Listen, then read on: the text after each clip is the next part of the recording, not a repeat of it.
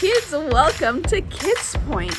We are excited to continue our series. I know it sounds crazy, but it's true. Have you ever been asked to obey something that you really didn't want to obey, or you thought it didn't really make sense? I've had to do those things sometimes, and I'm like, oh, it's hard. It's hard sometimes to do what you know is right, and it's hard to obey, but you know in the end, you're gonna get a reward, basically, or, those in authority, our parents, for example, or our teachers, they like it when we obey. They like it when we follow instructions, and it usually leads to good things, Well, in our story today, we're talking about a man named Naaman. Can you say that? Naaman. And the way that it's spelled, it's kind of funny. It's like an N-A-A-M-A-N. Naaman. Anyway, his name is Naaman, and he was asked to do something kind of crazy. But before we get into the story, what you gotta know? Ha, ha, ha, ha. What you gotta know? What you gotta know? Ha, ha, ha, ha. What you gotta know?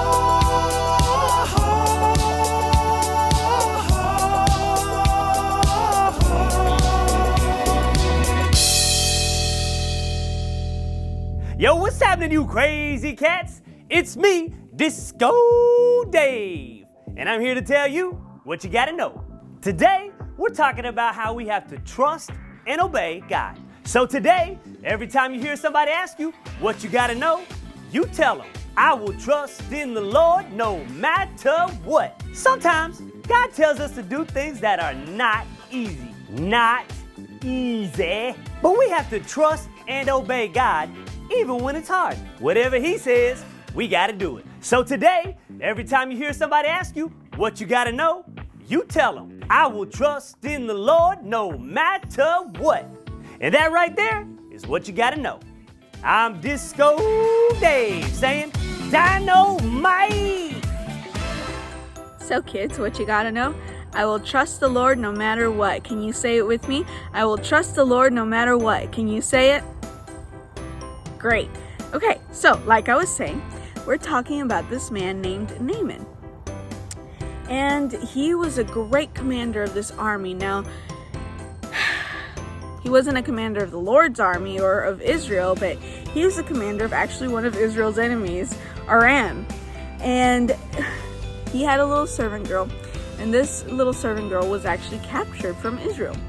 Anyway, Naaman was very loved by all his men and all the people that were under him, but he had this disease called leprosy, and leprosy is a skin disease where your skin basically rots off of your bones. Like, that's how you die. It's very long and excruciating and highly contagious, and so it's like your skin just starts falling off of your bones. It's an intense disease. Thankfully, nowadays we don't have that disease anymore because, modern medicine thankfully has discovered ways around it. Anyway, this little servant girl actually really cared about her master, and she was like, man, I wish that he would go to Elisha, the prophet in Israel. And she actually told him, she was brave enough and spoke up and said to her master, there's this prophet named Elisha. He's a man of God, and I'm sure that he could find a way to heal you. So Naaman believed her, and he took a bag of gold and tons of other stuff and went to Israel. Now, he came to the house of Elisha, and Elisha didn't even come out to say hello. Like, he sent to one of his servants, and servants like, here's your instructions. Go down to the Jordan River and wash yourself 7 times in there, and you'll be clean. Now, Naaman was like, what? That's it? Like, he's not even going to see me? He's not even going to say hello or anything? Like, I have all this money. I have all these things for him. He's not even going to try to receive it. Oh, and then the man was like, oh, by the way, we don't want any of your stuff. So Naaman was like, no, this is not how we're gonna do things. I'm not gonna be disrespected this way and blah, blah, blah. What he's asking me to do doesn't really make sense and all this kind of stuff. And so one of the people that was traveling with him, one of his servants, he's like, Master, I mean, he's asking you to do something super simple. He's just asking you to bathe in the Jordan. I mean, if he'd asked you to do something complicated, wouldn't you have done it? And Naaman's like, yeah, you're right. I would have done it. It would make more sense for something, for me to be healed to do something more complicated, but I guess I can do it. So he went down to the Jordan and he dipped himself in once, nothing. Twice, nothing. 3, 4, 5, 6. And then on the 7th time that he dipped himself in, came back up, his skin was completely clear. Now remember, this is a skin disease where your skin is basically falling off of your body. He was completely healed. There was no more leprosy. He had been completely restored and completely washed clean of this disease, and he was very happy. And he became a believer in the Lord. But you see, sometimes we're asked to do stuff that maybe doesn't make sense to us, and it's probably because we don't see the whole picture. We don't see the grand scheme of things, and that's okay not to see, but God asks us to trust him. He asks us to obey him no matter what. And it goes for our parents too. Our parents want what's best for us. They know what's best for us in a lot of situations, and we're called to obey as sons and daughters of God, but also sons and daughters to our parents. So even if stuff doesn't make sense, it's always best to obey.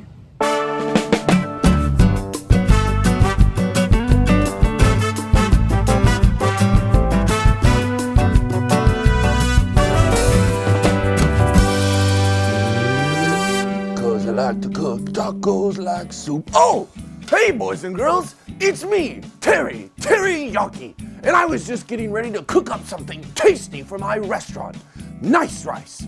As you know, I'm kind of famous for getting things scrambled. Well, today's power verse is extra scrambled, and I need your help. Let's take a look at it. Trust in the heart with all your Lord. Do not depend on 3-5 your own understanding. Proverbs. Yes, this is wrong. Very mixed up. Kind of like the time that lady asked me for licorice, and I thought she wanted me to lick the rice before I served it to her. Oh, that was a big lawsuit. Anyway, I need your help getting this power verse unscrambled. Let's take a look at it. Trust in the heart with all your Lord. That's backwards. What do you think it's supposed to say? Yep, let's swap heart and Lord. Perfect. Do not depend on 3-5 your own understanding. Wait, something doesn't belong here. What do you think it is? I think you're right. 3-5 goes at the end of the scripture reference. So it's found in Proverbs 3:5. Yes, that's it. I think we have it. Let's try saying it all together on the count of 3. So stand up and say it with me. 1, 2, 3. Trust in the Lord with all your heart. Do not depend on your own understanding. Proverbs 3:5. That's a great power verse. Let's make sure we can remember it so next time we don't get it mixed up in our brains. Stand up again and let's say it on the count of 3. 1, 2, 3. Trust in the Lord with all your heart. Do not depend on your own understanding. Proverbs 3:5. Great job, boys and girls. Now, I've got to get back to making this pizza in a big bowl. Pizza. Anyway, the customers are waiting. So until next time, this is Teriyaki saying pizza in a bowl is pizza for your soul.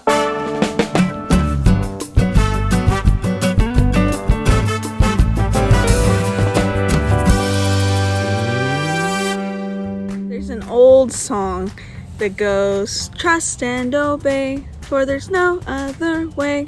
I don't know if you've ever heard that. It's a pretty old song. Well, that's what God's calling us to do. He wants us to trust and obey him. And no matter what, no matter if if our instructions don't make sense or whatever it is. Sometimes our parents or our teachers or people in authority ask us to do stuff. It doesn't really make sense. Well, we have to trust that they know what's best. And we also have to trust knowing that whatever they're going to ask us is for our good to do, and God's the same way. Naaman was asked to do something very simple, to bathe in the Jordan River 7 times. All he had to do was dip and come up, dip and come up. And he did do that, but it didn't make sense. He was like, why would I bathe to get rid of, I've bathed so many times. What's so special about the Jordan River? Well, it wasn't the fact that it was the Jordan River. It was the fact that he was obeying what the man of God had told him to do. And so we want to be like that. We want to be obedient. We want to know. We want our actions to reflect our obedience and our trust in God. And that's what we're talking about. Sometimes God's instructions are hard to understand. Yes, I've experienced it. I've experienced where sometimes what God tells us to do, it doesn't really make sense. Kind of like Naaman being asked to just bathe 7 times, But it's like blueprints. I don't know if you've ever seen blueprints to a house, but blueprints to a house, they don't really make sense. They're just like a bunch of lines and numbers, and to the average person they don't make sense, but to a builder they make perfect sense, and he can see the whole grand scheme of things and how he wants things to eventually be built.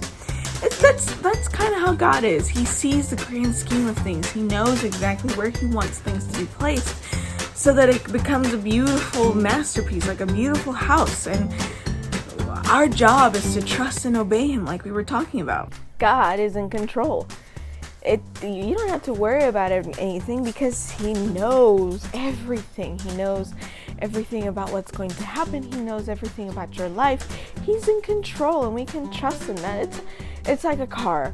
The car doesn't freak out if we're heading towards a wall because the car's not in control. I am.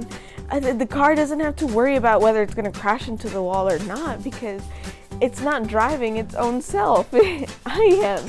And that's how we have to be with God. We can trust him fully and know that he's not going to let us crash into a wall.